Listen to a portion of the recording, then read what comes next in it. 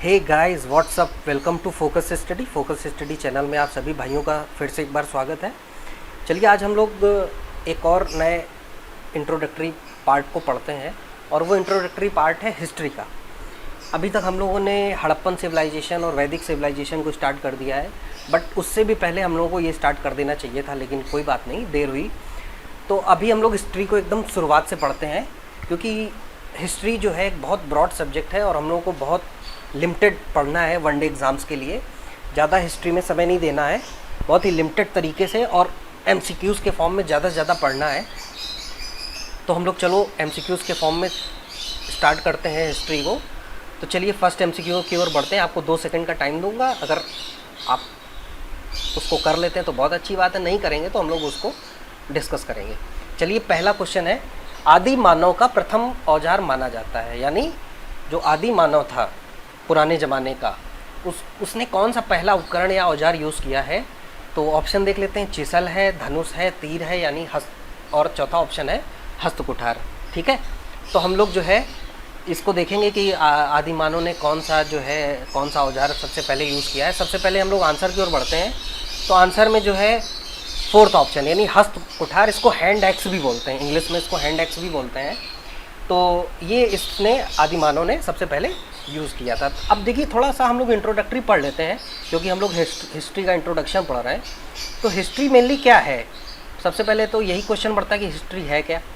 तो पास्ट समय में यानी भूतकाल में होने वाली सभी घटनाओं का क्रमबद्ध ज्ञान क्या कहलाता है, हिस्ट्री कहलाता है।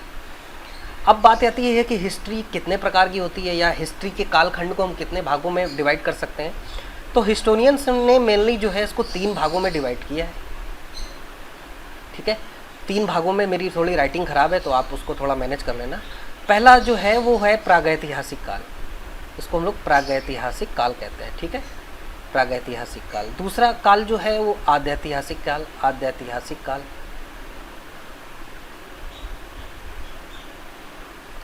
और तीसरा जो है इसको हम लोग कहते हैं जो ऐतिहासिक काल, जो वर्तमान हिस्ट्री हम लोग पढ़ते हैं, ऐतिहासिक काल। ठीक, तो प्रागैतिहासिक काल जो है ये, इसको हम लोग एक और नाम देते हैं, इसको पाषाण काल भी कहते हैं। ठीक है, पाषाण काल क्यों कहते हैं, क्योंकि मेनली यहाँ पे जो उपकरण थे या औजार थे, पत्थर के जो औजार जो आदि मानव यूज़ करता था, तो उसी की फिनिशिंग और उसी के शेप और साइज के हिसाब से हम लोगों ने प्रागैतिहासिक को मेनली 3 भागों में बांटा है। जैसे पुरा पाषाण काल जो हो गया, मध्य पाषाण काल हो गया, नव पाषाण काल हो गया।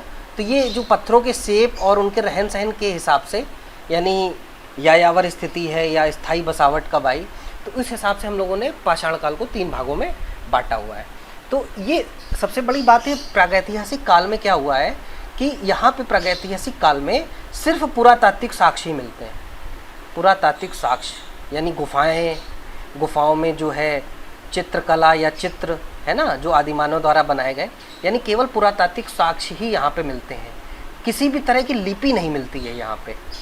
ठीक है, लिपि यहाँ पे नहीं मिलती है, केवल पुरातात्विक साक्ष्य ही मिलते हैं, इसीलिए इसको हम लोग प्रागैतिहासिक काल कहते हैं। अच्छा, आद्यैतिहासिक काल क्या है। आद्यैतिहासिक काल में पुरातात्विक साक्ष्य भी मिलते हैं।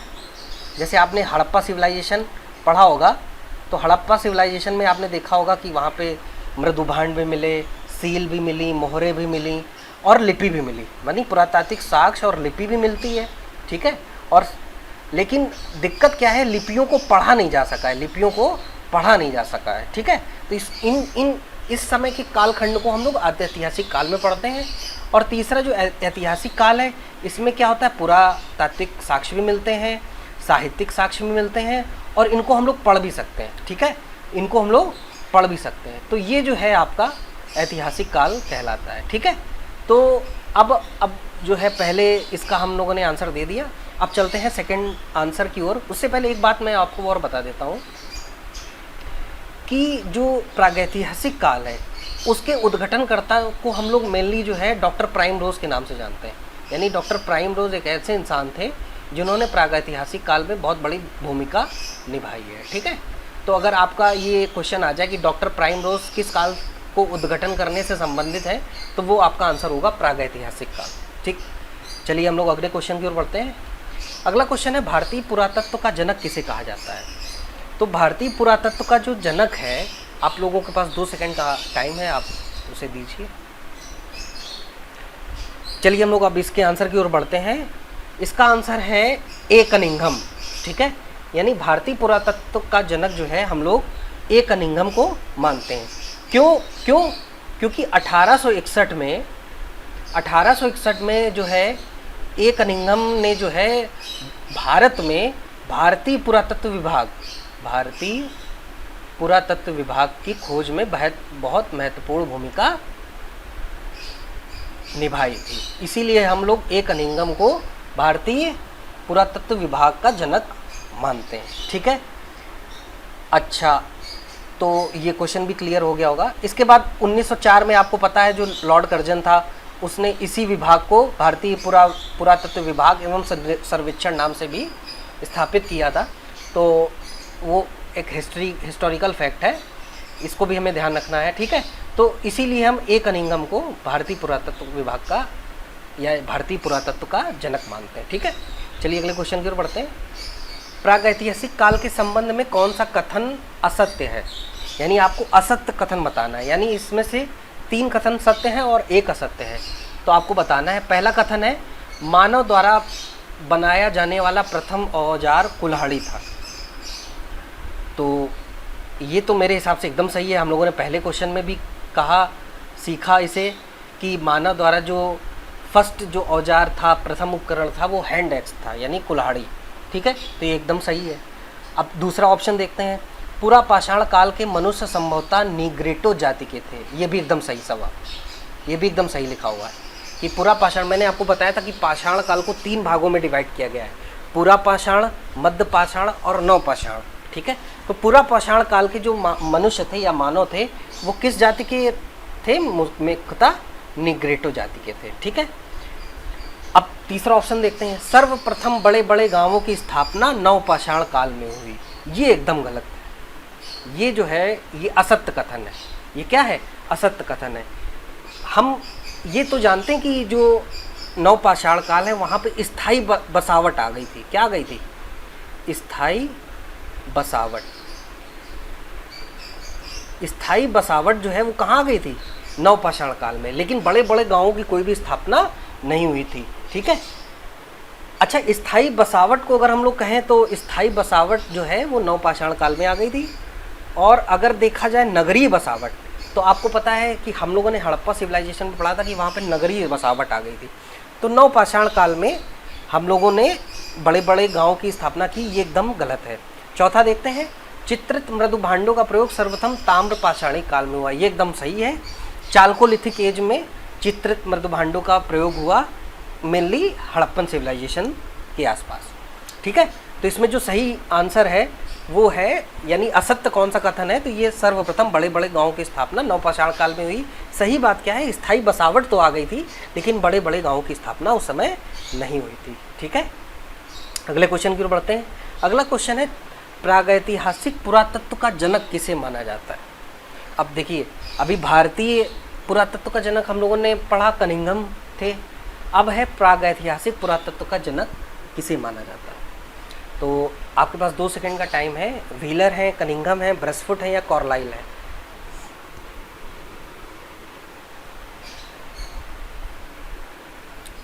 तो चलिए हम लोग सही आंसर की ओर बढ़ते हैं। कई लोगों का ये आंसर गलत होने वाला है लेकिन कोई बात नहीं। रॉबर्ट ब्रसफुट को जो है हम लोग प्रागैतिहासिक पुरातत्व का जनक कहते हैं। क्यों? भारत के परिप्रेक्ष्य में क्यों कहते हैं? क्योंकि इन्होंने 1863 में मद्रास के पल्लवरम नामक स्थान से हैंड एक्स प्राप्त किया था। देखिए, आदिमानव ने सबसे पहला उपकरण कौन सा यूज़ किया था?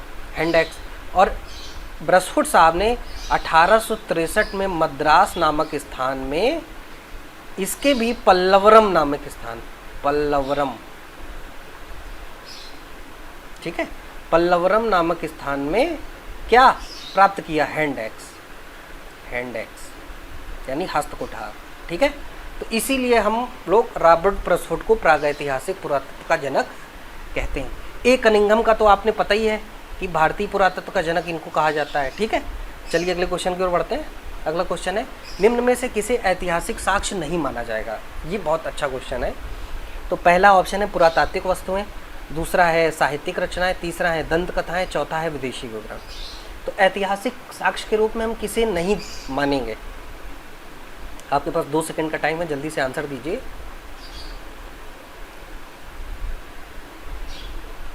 तो चलिए हम लोग आंसर की ओर बढ़ते हैं, दंत कथाएं। अब देखिए, हिस्ट्री में जो साक्ष्य है उसको हम लोग 3 भागों में डिवाइड कर सकते हैं, ठीक है। साक्ष्यों को 3 भागों में डिवाइड कर सकते हैं। पहला तो आपके पास है पुरातात्विक साक्ष्य, यानी पुरातात्विक वस्तुएं, ठीक है। दूसरा भाग जो है उसको साहित्यिक रचनाएं कहते हैं, और तीसरा साक्ष्य जो होता है उसको विदेशी विवरण कहते हैं, ठीक है। तो पुरातात्विक वस्तुएं, जैसे आपको पता होगा उस समय शिलालेख या मोहर या सील या कुछ भी मृदु भांड हो गए, ये सब पुरातात्विक साक्ष्य कहलाते हैं। तो इनको माना जाता है, इतिहास में इनको माना जाता है साक्ष्य के रूप में, ठीक है। अब साहित्यिक रचनाएं, साहित्यिक रचनाएं भी मेनली देखा जाए तो 2 तरह की होती हैं। साहित्यिक रचनाएं 2 तरह की होती हैं, एक धार्मिक होती हैं, ठीक है, यानी गॉड से रिलेटेड होती हैं, और एक होती धार्मिकतर। धार्मिकतर यानी जिसमें गॉड के अलावा जो उस समय की स्थिति है उसका वर्णन किया जाए। यानी धार्मिक जो रचनाएं थी उसमें गॉड को सुप्रीम अथॉरिटी मान के उनके बारे में रचनाएं करी गई। और धार्मिकतर साक्ष्य वो होते हैं जिसमें जो, जैसे अर्थशास्त्र है, अर्थशास्त्र जो है वो चाणक्य द्वारा लिखी गई है। तो इसमें जो है वहाँ उस मौर्य काल के समय के जो भी राजनीतिक परिदृश्य है उसको अर्थशास्त्र में लिखा गया है। तो ये धर्मेतर साक्ष्य कहा जाएगा। और धार्मिक साक्ष्य यानी जैसे वेद हो गए, पुराण हो गए, उपनिषद हो गए, रामायण हो गई, महाभारत हो गई, तो इनको धार्मिक साहित्यिक रचनाओं में हम लोग काउंट करते हैं। अच्छा, विदेशी विवरण क्या होता है? विदेशी विवरण जैसे मौर्य काल में मेगास्थनीज आया, अब मेगास्थनीज ने इंडिका लिखी, तो इसको हम लोग विदेशी विवरण कहते हैं, ठीक है। अब जैसे ह्वेनसांग आया, या और भी जो भी विदेशी जो थे, जैसे आपका विदेशी में और भी आपके साक्ष्य माने जा सकते हैं, ठीक है। तो वो लोग जितने भी लोग आए, जैसे ह्वेनसांग, फाहियान हो गया, फाहियान ने फोको की लिखी, मेगास्थनीज ने इंडिका लिखी, तो इन लोगों ने जो है जो भी रचनाएं करी उसको विदेशी विवरण है, वो भी ऐतिहासिक साक्ष्य के रूप में हम लोग जानते हैं। तो दंत कथाएं जो है, इसका दंत कथाएं क्या होती हैं? कुछ भी बोल दो कि अरे वहाँ पे तो बहुत बड़ा पत्थर रखा हुआ है, भले ही पत्थर ना रखा हो, ठीक है। तो मतलब ऐसी बातें बोल दो जिसका वास्तविक जीवन से या उससे कोई मतलब नहीं है। दंत कथाएं का मतलब जैसे कह दो कि अरे एक पेड़ मिला और वो जो है बहुत छोटा था। अब पेड़ तो काफ़ी हाइट का होता है, छोटा तो हो नहीं सकता, छोटा तो बीज होके जब अंकुरित होता है तब वो होता है, यानी उसको पौधा कहते हैं छोटा। तो ऐसे जो है दंत कथाएं, यानी जिनका कोई सिर पैर ना हो उसको दंत कथाएं कहते हैं, ठीक है। चलिए अगले क्वेश्चन की ओर बढ़ते हैं। रॉबर्ट ब्रसफुट ने, छठा क्वेश्चन है, रॉबर्ट ब्रसफुट ने पुरापाषाण काल के हस्त कुठार नामक उपकरण कहाँ से प्राप्त किया? देखिए मैंने अभी आपको बताया था जब हम लोग अभी क्वेश्चन कर रहे थे। तो रॉबर्ट ब्रसफुट ने, पहले आप लोगों को 2 सेकंड का मैं टाइम देता हूँ। चलिए आंसर की ओर बढ़ते हैं। पल्लवरम, अभी मैंने आपको बताया था कि 1863 में रॉबर्ट ब्रसफुट ने मद्रास के पल्लवरम नामक स्थान से हस्तकुठार प्राप्त किया था, ठीक है।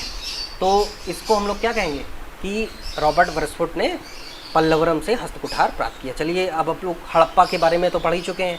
हड़प्पा के हम लोगों ने 3 MCQ कर लिए हैं। हड़प्पन सिविलाइजेशन आदि ऐतिहासिक काल की है, मोहनजोदड़ो भी वहीं से है और लोथल भी वहीं से है, ठीक है। तो पल्लवरम इसका सही आंसर होगा। अगले क्वेश्चन, 7वें क्वेश्चन की ओर बढ़ते हैं। तो इतिहास का वह कालखंड बताइए जिसके केवल पुरातात्विक साक्ष्य ही मिले हैं, यानी हमें ना उसके साहित्यिक साक्ष्य मिले हैं ना विदेशी विवरण मिलता है। तो ऐसा इतिहास का कौन सा कालखंड है? मैंने आपको 3 कालखंड भी बताए थे, प्रागैतिहासिक काल, आद्यैतिहासिक काल और ऐतिहासिक काल। तो इसमें से वो कौन सा कालखंड है जिसमें केवल पुरातात्विक साक्ष्य ही मिलते हैं? तो आप लोगों के पास 2 सेकंड का टाइम है। चलिए हम लोग आंसर की ओर बढ़ते हैं। आंसर है प्रागैतिहासिक काल। मैंने पहले ही आपको बताया था कि जो प्रागैतिहासिक काल है उसके केवल हमें क्या मिलते हैं? पुरातात्विक साक्ष्य, यानी वहाँ पे साहित्यिक साक्ष्य भी नहीं मिलते हैं और विदेशी विवरण भी नहीं मिलता है, केवल पुरातात्विक साक्ष्य ही प्रागैतिहासिक में मिलते हैं। आद्यैतिहासिक में पुरातात्विक साक्ष्य भी मिलते हैं और लिखी हुई लिपियाँ, मतलब लिपियाँ भी मिलती हैं, मतलब जो भी उत्खनन जो भी हुआ है तो वहाँ पे जैसे मोहरे मिली, उसमें भी लिपियाँ पाई गई, है ना। यानी जैसे आद्य शिव है, आद्य शिव आपने हड़प्पा सिविलाइजेशन में पढ़ा कि आद्यतम शिव की जो मोहर है वो प्राप्त हुई, उसमें लिपियाँ, उसमें कुछ लिखा भी हुआ है। और भी बहुत सारे जो मोहरें पाई गई उसमें भी कुछ अंकन है। तो वो लिपि हम लोग पढ़ने में असमर्थ हैं, लेकिन वहाँ पे लिपियाँ पाई गई। और ऐतिहासिक काल में साहित्यिक साक्ष्य भी मिला है, लिपि भी मिली है, और उसको हम लोग पढ़ भी चुके हैं, और पुरातात्विक साक्ष्य भी मिले हैं। ठीक है, चलिए अगले क्वेश्चन की ओर बढ़ते हैं। मनुष्य के साथ साथ पालतू कुत्ते को दफनाने के सर्वप्रथम साक्ष्य कहाँ मिले? ठीक है, तो देखिए प्राचीनतम साक्ष्य की बात हो रही है यहाँ पे, आप इसको नोट कर लीजिए, ये प्राचीनतम साक्ष्य, प्राचीनतम, ठीक है, प्राचीनतम साक्ष्य जो है मनुष्य के साथ पालतू कुत्ते को दफनाने के कहाँ से मिले। देखिए हिस्ट्री में, भारत की हिस्ट्री में एक मैं आपको बात बता देता हूँ कि देखिए एक क्वेश्चन आएगा कि प्राचीनतम साक्ष्य, और एक आएगा प्रथम साक्ष्य। ठीक है, यानी प्रथम साक्ष्य। तो प्राचीनतम साक्ष्य में आंसर चेंज हो जाएगा, और प्रथम साक्ष्य में आंसर चेंज हो जाएगा। अगर प्रथम आपसे पूछे तो आप हमेशा जो हड़प्पन सिविलाइजेशन है, यानी आद्य ऐतिहासिक काल से ही इसका आंसर करेंगे। इससे पहले की कोई भी आप चीज़ नहीं बोलेंगे। और प्राचीनतम बोला जाए तो प्रागैतिहासिक काल से आंसर करेंगे। जैसे मैं आपको अभी समझ में ये बात नहीं आ रही होगी, मैं आपको भी इसको करके बताता हूँ। चलिए इसके आंसर देख लेते हैं। तो बुर्ज होम, यानी बुर्ज होम से हमें मनुष्य के साथ पालतू कुत्ते को दफनाए जाने के प्राचीनतम साक्ष्य मिले। अब अगर प्राचीनतम साक्ष्य की बात की जाए तो बुर्ज होम। अगर यही बात होती कि प्रथम साक्ष्य कहाँ मिले, ठीक है, प्राचीनतम मतलब सबसे पुराने, यानी पालतू कुत्ते को दफनाने के सबसे पुराने, यानी सबसे पहले कहाँ दफनाया गया होगा, तो वो बुर्ज होम है। और अगर प्रथम यानी सबसे पहले कहाँ पाए गए, यानी उत्खनन से कहाँ मिले सबसे पहले, तो वो होगा आद्य ऐतिहासिक काल के रोपड़ स्थल। आपने पढ़ा होगा रोपड़ स्थल जो है हड़प्पन सिविलाइजेशन में, तो रोपड़ से मानव के साथ कुत्ते को दफनाए जाने के प्रथम साक्ष्य आपको रोपड़ से मिले, यानी वो आद्यऐतिहासिक काल से था। तो आपको बस यही ध्यान रखना है, प्राचीनतम में आपको प्रागैतिहासिक काल के स्थलों का वर्णन करना है, और अगर प्रथम पूछ लिया जाए तो आद्यऐतिहासिक काल। ये ट्रिक आप हमेशा ध्यान रखिएगा, ठीक है। तो अब बात आती कि बुर्ज होम है कहाँ करंट टाइम में, तो ये जम्मू एंड कश्मीर है, ये वहाँ पे स्थित है। अच्छा, कुछ चीज़ बुर्ज होम के बारे में हम लोग और भी पढ़ सकते हैं। तो जैसे गर्तावास है, आपने गर्तावास, जैसे आजकल के अंडरग्राउंड फ्लोर होते हैं, जैसे जो फर्स्ट फ्लोर होता है, एक अंडरग्राउंड भी फ्लोर होता है। तो जैसे अंडरग्राउंड फ्लोर में जैसे आदमी जहाँ रहते थे, यानी भूमि के नीचे जहाँ रहने का स्थान मिला, तो वो बुर्ज होम से मिला, ठीक है। बुर्ज होम से प्राचीनतम साक्ष्य गर्तावास के भी मिले, ठीक है। ये बात आप ध्यान रखिएगा। बाकी भीमबेटका, मेहरगढ़ और आदमगढ़ के बारे में हम लोग आगे डिस्कस करेंगे, जो क्वेश्चंस आएंगे। अगले क्वेश्चन की ओर बढ़ते हैं। मध्य प्रदेश में स्थित भीमबेटका के शिलास्त्रों से हजारों की संख्या में मध्य पाषाण काल उपकरण प्राप्त हुए। इन गुफाओं का उत्खनन किसने किया था? अब देखिए, मैंने क्या कहा था कि आपको भीमबेटका के बारे में हम लोग आगे बताएंगे। तो भीमबेटका की जो गुफाएं हैं वो कहाँ स्थित हैं?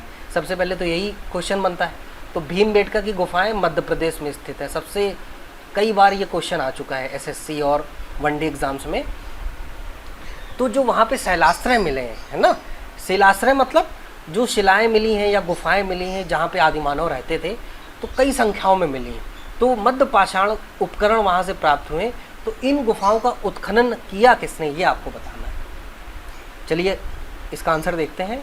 तो वीएस वाकड़कर, यानी इन साहब ने भीमबेटका की शैलाश्रयों में जो मध्य पाषाण कालीन उपकरण प्राप्त हुए उसका उत्खनन किया था, ठीक है।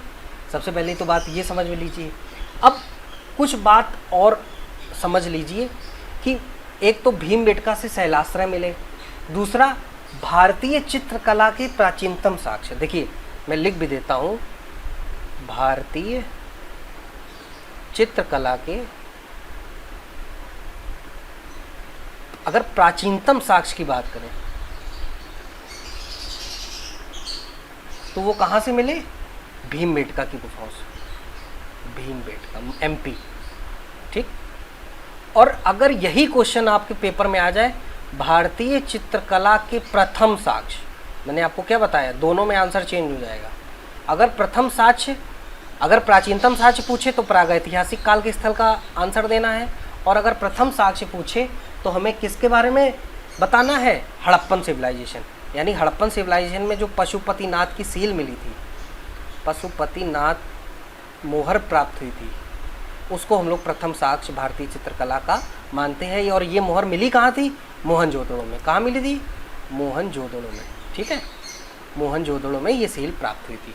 तो देखिए दोनों के आंसर अलग अलग हैं, बस आपको ध्यान रखना है प्राचीनतम में प्रागैतिहासिक काल के स्थलों का आंसर देना है, और प्रथम में आपके आदैतिहासिक काल यानी हड़प्पन सिविलाइजेशन का आंसर देना है। ठीक है, इसका आंसर भी हो गया होगा। 10वें क्वेश्चन की ओर बढ़ते हैं। 10वां क्वेश्चन है, भारत का सबसे बड़ा मध्य पाषाण कालीन स्थल कौन सा है जहाँ पशुपालन के प्राचीनतम साक्ष्य मिलते हैं। ठीक है, तो भारत का सबसे प्राचीनतम स्थल वो कौन सा है जहाँ पे पशुपालन के साक्ष्य मिलते हैं। चलिए आपको 2 सेकंड का टाइम देता हूँ।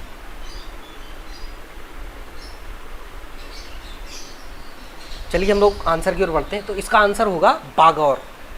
ठीक है, यानी बागौर में सबसे पहले क्या मिलता है, पशुपालन की प्राचीनतम साक्ष्य। अच्छा बात ये है कि बागौर है कहाँ, तो ये है आपका राजस्थान में। ठीक है, बागौर कहाँ है, राजस्थान में। अच्छा एक बात और क्वेश्चन में आ जाती, कभी कभी आ जाता है कि बागौर जो है, जो कि राजस्थान में है, जहाँ पे पशुपालन के प्राचीनतम साक्ष्य मिले हैं, वो किस नदी पर स्थित है। तो ये भी, इसका भी आंसर आप लोग दे देना, कोठारी नदी पर। कहाँ स्थित है, कोठारी नदी पर। ठीक है, तो ये आपका आंसर हो गया। 10वां क्वेश्चन भी कंप्लीट हो गया। 11वें क्वेश्चन की ओर बढ़ते हैं। उत्तर प्रदेश में स्थित नवपाषाण काल स्थित जहाँ से 6000 ईसा पूर्व चावल का प्राचीनतम, देखिए अब चावल का प्रथम और चावल का प्राचीनतम साक्ष्य, तो हम लोग इसमें पढ़ेंगे चावल का प्राचीनतम साक्ष्य। और चावल का प्रथम साक्ष्य मैं आपको यहाँ पे बता दूंगा, लेकिन उसको हम हड़प्पा में भी पढ़ सकते हैं, क्योंकि आदैतिहासिक काल से ही उसका आंसर आएगा। ठीक है, स्थल मिलेगा।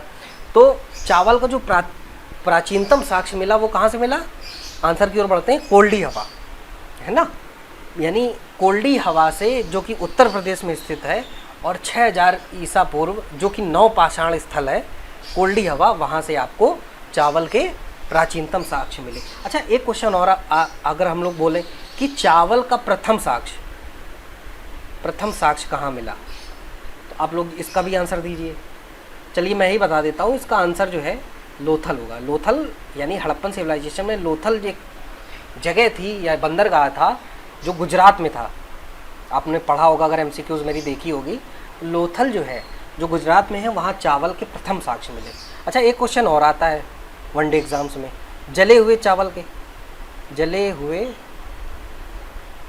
के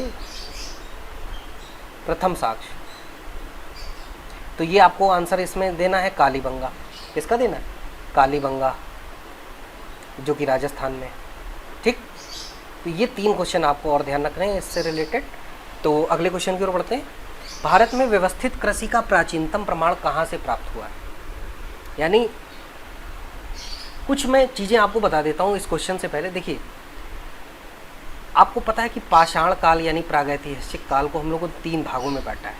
ठीक है, एक पुरा पाषाण काल, पुरा पाषाण, ठीक है, एक है आपका मध्य पाषाण, एक है आपका नवपाषाण। ठीक है, इन दोनों में मनुष्य की जो स्थिति थी वो यायावर जैसी थी, यायावर या आखेटक या शिकारी, यानी इस समय वो शिकारी की तरह इधर उधर घूमता फिरता था और जो है अपना जीवन गुफाओं में व्यतीत करता था। और उस समय कोई ऐसी सामाजिक स्थिति नहीं थी कि वो समाज के फॉर्म में रह रहा हो। तो पूरा पाषाण और मध्य पाषाण काल में कृषि और सामाजिक बसावट की कोई बात ही नहीं है। ठीक है, तो वहाँ पे अब नवपाषाण की बात करें तो यहाँ पे ही स्थायी बसावट का भी हमें साक्ष्य मिलता है, स्थायी बसावट। और स्थायी बसावट मिली कहाँ, तो अगर पूछा जाए कि सर्वप्रथम स्थायी बसावट का साक्ष्य मिला कहाँ, तो मेहरगढ़ जो इस समय पाकिस्तान में है, मेहरगढ़, वहाँ से स्थायी बसावट के क्या मिलते हैं, साक्ष्य मिलते हैं। ठीक है, और सर्वप्रथम प्राचीनतम कृषि के साक्ष्य भी हम लोगों को कहाँ से मिलते हैं, आपको आंसर यहाँ पे मिल जाएगा, देखिए मेहरगढ़। यानी स्थायी बसावट के साक्ष्य भी मेहरगढ़ में मिले और प्राचीनतम कृषि के साक्ष्य भी मेहरगढ़ से मिले। ठीक है, बाकी बुर्जहोम के बारे में मैंने बता दिया है, लोथल के बारे में भी मैंने बता दिया, चावल के प्रथम साक्ष्य, धौलावीरा जो है हड़प्पन सिविलाइजेशन की साइट है, अभी यहाँ पे डिस्कस नहीं करेंगे हम लोग उसके बारे में, हम लोग केवल इसमें प्रागैतिहासिक काल के बारे में पढ़ रहे हैं। अच्छा, अगला क्वेश्चन देखें, भारत में मानव का प्रथम साक्ष्य कहाँ से मिलता है?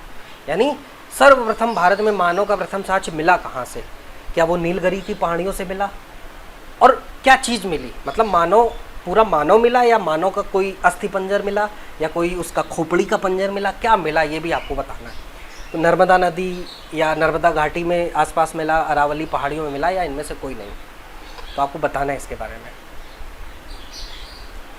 चलिए लोग सीधे आंसर की ओर बढ़ते हैं, नर्मदा घाटी में। अच्छा, मिला क्या? सबसे पहले ये भी देखना है कि वहाँ पे मिला क्या। तो वहाँ पे सबसे पहले मानव की खोपड़ी मिली, मानव की खोपड़ी का, यानी भारत में सबसे पहले मानव का जो साक्ष्य मिला था वो मानव की खोपड़ी का क्या मिला था? जीवाश्म। ठीक है। अच्छा, कहाँ से मिला था? नर्मदा घाटी से। कब मिला था?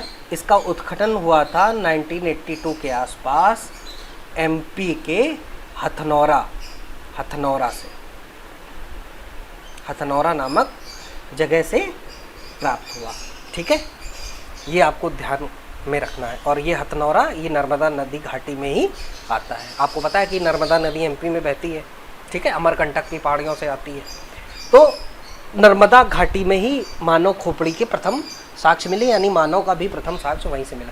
अच्छा, एक क्वेश्चन यहाँ से और बनता है, क्या बनता है? मानव आवास का प्रथम साक्ष्य कहाँ मिला? इसका भी आंसर आप लोग दीजिए, मैं इसको लिख देता हूँ। मानव आवास का प्रथम साक्ष्य, आवास का प्रथम साक्ष्य कहाँ से मिलता है भारत में? प्रथम साक्ष्य, ठीक, आपको जल्दी से आंसर देना है। चलिए मैं बता देता हूँ, ये आपका अगर ये क्वेश्चन आ जाए तो आपको आंसर देना है सोहन घाटी, यानी सोहन घाटी से हमें मानव आवास के प्रथम साक्ष्य मिलते हैं। ठीक है, चलिए अगले क्वेश्चन की ओर बढ़ते हैं। अगला क्वेश्चन है, कृषक समुदाय का उदय किस काल में हुआ? मैंने अभी आपको बताया कि पुरा पाषाण और मध्य पाषाण में मनुष्य शिकारी की तरह जीता था, और कृषि का जो उद्भव हुआ वो कब से हुआ? नव पाषाण काल में। ठीक है, तो आपको पता है कि सबसे पहले ये आया, उसके बाद ये आया, उसके बाद ये आया, और ये उसके बाद में आया, ताम्र पाषाण काल। ठीक है, तो ये उनका असेंडिंग ऑर्डर भी है, मतलब सबसे पहले ये, फिर ये, फिर ये असेंडिंग ऑर्डर भी है। तो नव पाषाण काल में कृषक समुदाय का उदय मिलता है भारत में। ठीक है, चलिए आप लोगों ने क्वेश्चन करे होंगे और थैंक यू, काफ़ी दिनों बाद हमें समय मिला कि हमने आपके लिए वीडियो तैयार किए। और लॉकडाउन चल रहा है, ज़्यादा से ज़्यादा पढ़ाई करने की कोशिश करिए, और मैं जल्द से जल्द कोशिश करूँगा कि ज़्यादा से ज़्यादा वीडियो बना के इसमें MCQs करवाता रहूँ आपको। और अगर आपको अच्छा लगे तो लाइक ज़रूर करिएगा और सब्सक्राइब भी करिएगा, और अगर नहीं अच्छा लगे तो आप उसको अनलाइक भी कर सकते हैं। ठीक है, चलिए आपको बहुत बहुत शुभकामनाएं, धन्यवाद।